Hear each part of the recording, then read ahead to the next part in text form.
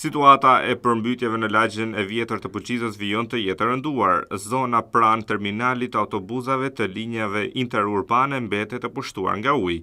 Bllokimi i posetave dhe kanaleve kulluese ka bërë që ujë të vërshojë në rrugën mes dy lagjeve dhe të bllokojnë sheshin para terminalit. Automjetet e vogla e kanë thuajse të pamundur të lëvizin pasi niveli i ujit shkojnë deri në 30 cm. Situata pritet të rëndohet akoma më shumë nëse nuk ndërhyjet pasi rreshtet e shiut po vijojnë. Në tjetër problematikë shkaktuar nga moti është edhe prania e mjegullës në aksin rrugor Maqellar-Peshkopi.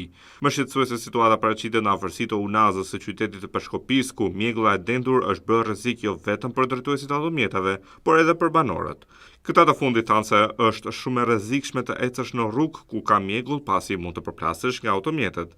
Ata shprehen se as sinjalistika nuk është mjaftueshme për drejtuesit e mjeteve që t'i mbajnë hapësirën e tyre lëvizëse. Problem për drejtuesin e automjetit, tabelo nuk ka, tramvajt do të më pas kujdes.